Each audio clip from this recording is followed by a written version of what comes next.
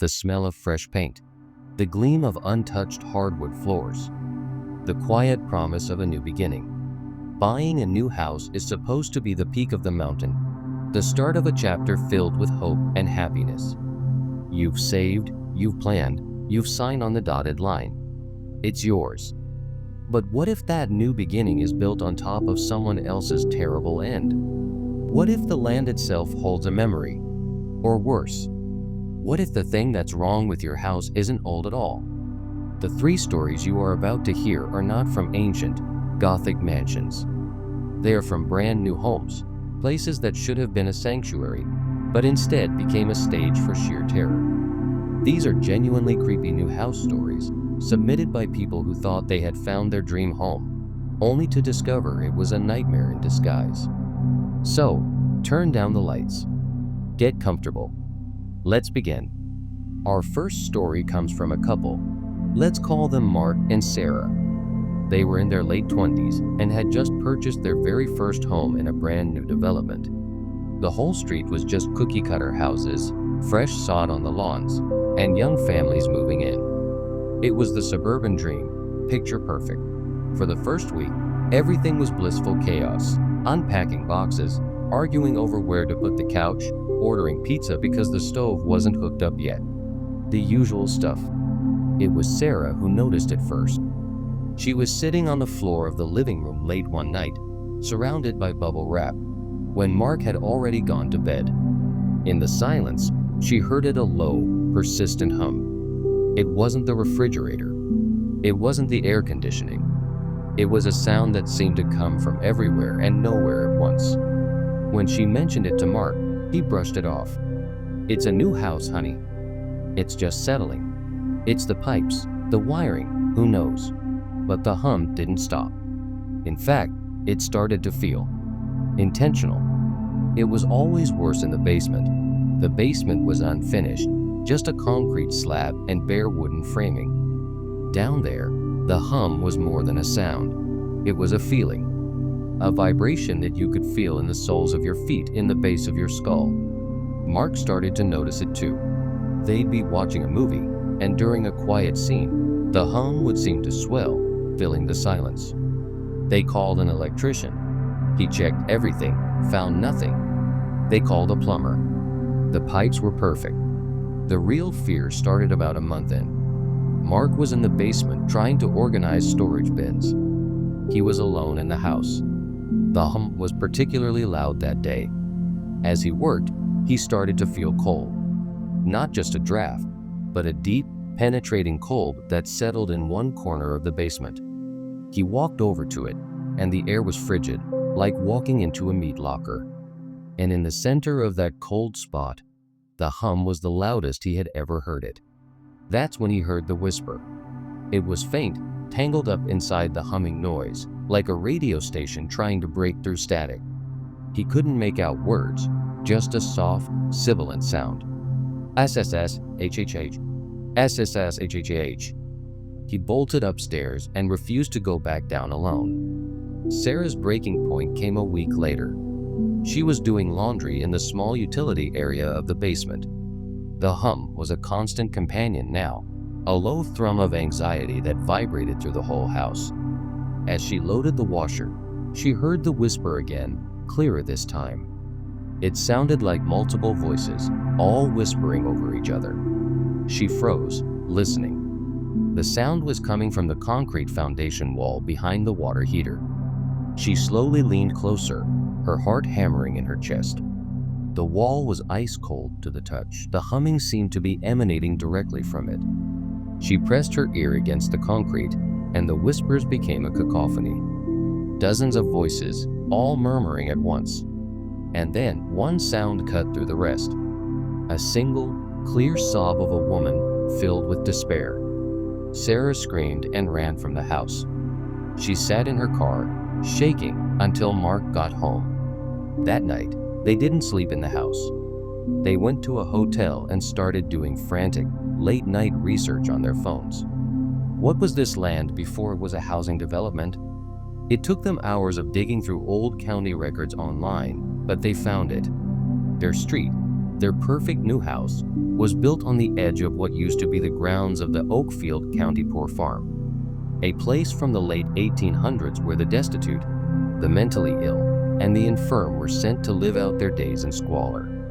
The records noted an unmarked burial ground on the property for those who had no family to claim them. The developer had claimed the remains were all properly relocated, but Mark and Sarah now knew, with a certainty that chilled them to the bone, that they weren't. The hum wasn't from the house.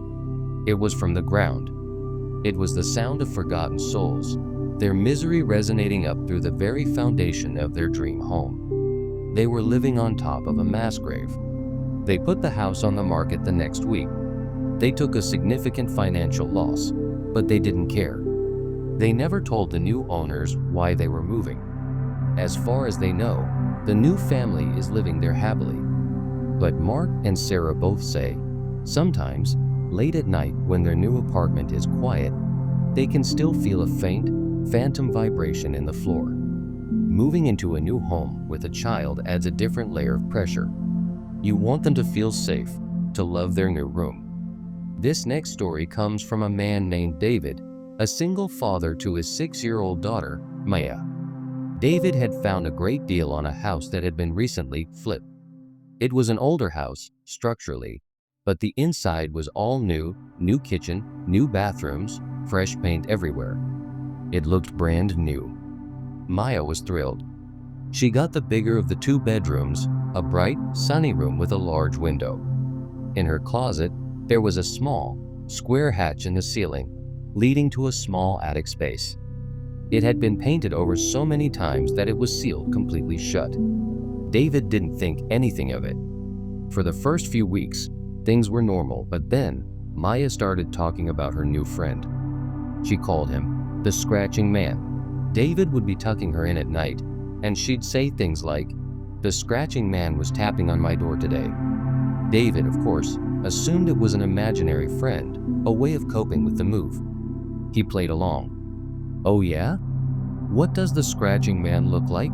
"He's very skinny," Maya would say, in that dead serious way only a child can. "And his fingers are long. He hides in my closet." This is where David started to get a little unsettled. He would often find Maya just standing in front of her closed closet door, listening intently. When he asked what she was doing, she'd just whisper, "SHHH. He's scratching." One evening, David was working on his laptop in the living room after Maya had gone to bed. The house was silent, and then he heard it, a faint scratching sound. He muted his computer. It was still there. It was coming from the hallway, near Maya's room. He got up and crept down the hall. As he got closer to her door, the sound was clearer. It was coming from inside her room. He slowly opened the door, and the scratching stopped instantly. Maya was sound asleep in her bed. The room was still. He checked the closet. It was shut tight. He told himself it was the house settling or a branch against the window, but he knew it wasn't. David's experience is a chilling example of what can happen when you're dealing with suspected paranormal activity in your home. You try to rationalize everything to find a logical cause, because the alternative is just too terrifying to accept. A few nights later, the scratching woke him up from a dead sleep. This time it was louder, more frantic. He jumped out of bed and rushed to Maya's room. He threw open the door. The room was freezing cold, and the scratching stopped the second the door opened. Maya was sitting bolt upright in her bed, staring at the closet. Her eyes were wide with terror. "He wants to get out, Daddy," she whispered, her voice trembling. "He's very angry." That was it for David. The next day, he took a crowbar and a hammer to the painted shut attic hatch in her closet. It took a lot of effort, but he finally pried it open. A cascade of dust and stale, foul-smelling air fell down. He grabbed a flashlight and pointed it up into the darkness. The attic space was tiny, maybe 4 feet high, filled with old, blown-in insulation. And lying in the center of the space was a small, worn leather-bound diary. But that wasn't what made his blood run cold. It was the other thing. The inside of the wooden hatch door was covered, absolutely covered in scratch marks. Deep gouges in the wood, splintered and raw, all concentrated around the edges. It looked like an animal had been trapped in there, desperately trying to claw its way out.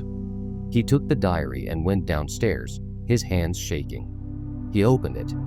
It belonged to a boy named Thomas who had lived in the house in the 1950s. The entries started out normal: school, friends, summer days. But they grew darker. He wrote about his older brother, a cruel, vindictive boy who would lock him in the small attic space in the closet as a punishment, sometimes for hours. Thomas wrote about the darkness, the spiders, and the fear. He wrote about scratching at the door, hoping his parents would hear him. The last entry was dated October 12, 1958. It read, "He locked me in again. Mother and father are gone for the weekend. I am so thirsty. My fingers hurt from scratching. I don't think they're coming home." David found old newspaper archives online. On October 15, 1958, a young boy named Thomas was found deceased in the home from dehydration and exposure after being accidentally locked in a small attic space by his older brother. The scratching man wasn't a monster. He was a lost little boy, forever trapped, still trying to scratch his way out. David and Maya moved out a month later. He couldn't let his daughter sleep in a room that was also a tomb. Our final story is a stark reminder that not all haunted house experiences involve ghosts. Sometimes, the most terrifying thing you can find in your new home is proof that you are not alone, in a very real and very dangerous way. This story is from a woman named Jenna. Jenna was a graphic designer who worked from home, so she spent a lot of time in her house. She had recently bought a small, charming house at the end of a quiet cul-de-sac. The best part was the backyard. It was large and bordered a thick, undeveloped patch of woods. It felt private and serene. Being a bit of a tech enthusiast and living alone, she decided to install a state-of-the-art security system, including motion-activated cameras covering the front and back of the house. For the first month, everything was fine. Then, she started getting notifications on her phone in the middle of the night. Motion detected at backyard camera. It was always between 2 and 4 a.m. Every time, she'd pull up the live feed on her phone. And every time, she'd see nothing. Just her dark, empty yard, bathed in the camera's infrared night vision. The wind would be blowing, making the trees sway. She assumed it was a branch, or maybe a raccoon or a deer from the woods, tripping the sensor and disappearing before the feed connected. She adjusted the sensitivity, but the alerts kept coming. It was annoying, but she wasn't scared. Yet, the unease began with small things. She'd go out to her patio in the morning and notice a chair was slightly out of place. One time, a small garden gnome her mother had given her was moved from one side of the flower bed to the other. She laughed it off as a prank by local teenagers. But the motion alerts kept coming, night after night. An empty yard. A swaying tree. Nothing. One night, she was woken by the alert at 3:15 a.m. She was groggy and irritated. She grabbed her phone, opened the app, and watched the grainy, black and white feed of her backyard. The wind was still. Nothing was moving. No leaves, no branches. But the notification said motion detected. She stared at the screen for a full minute, her eyes adjusting to the image. And then she saw it. It was a detail she had never noticed before. At the very edge of her property line, where the grass met the dark woods, one of her solar-powered pathway lights was out. Except it wasn't out. It was being blocked. Something was standing directly in front of it. It was a tall, thin shape, perfectly still. Her breath caught in her throat. She zoomed in on the image, the pixels distorting. It was unmistakably the silhouette of a person. They were standing just at the edge of the woods, partially obscured by a tree, just outside the main motion detection zone. They weren't moving. They were just watching. How many nights? How many times had she dismissed the alert while this person stood there, staring at her house? Staring at her bedroom window? her blood ran cold. This wasn't a ghost. This was real. She quietly got out of bed, her body trembling, and crept to her back window. She peered through a tiny gap in the blinds. In the darkness, she could see nothing, but she could feel it.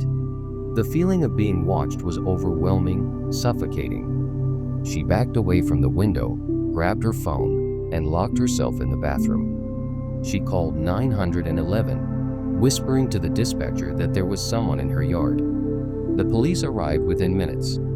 By the time their flashlights cut through the darkness, the figure was gone. They searched the woods but found nothing. They took a report and told her to call if it happened again. Jenna didn't sleep for the rest of the night. The next day, she went into the woods behind her house. It didn't take her long to find it. About 50 yards in, tucked into a dense thicket of bushes, was a crude campsite. A dirty sleeping bag, empty food cans, and a small pile of her trash, a discarded Amazon box with her name and address on it, a coffee cup from her garbage bin. And on a tree, someone had carved a crude, smiling face. It was facing her house. Someone had been living in those woods, watching her for weeks. Watching her work, watching her sleep, learning her routine. The police never caught the person. The activity stopped after their visit, but the peace was shattered forever. Jenna sold the house 6 months later. She couldn't shake the feeling of being watched, the knowledge of how thin the barrier between her safe home and the terrifying unknown truly was. She lives in a high-rise apartment now, many floors up. She says she'll never live on the ground floor again. A new house is a blank slate, but the land it sits on has a history. The walls, though new, can hold echoes of the past.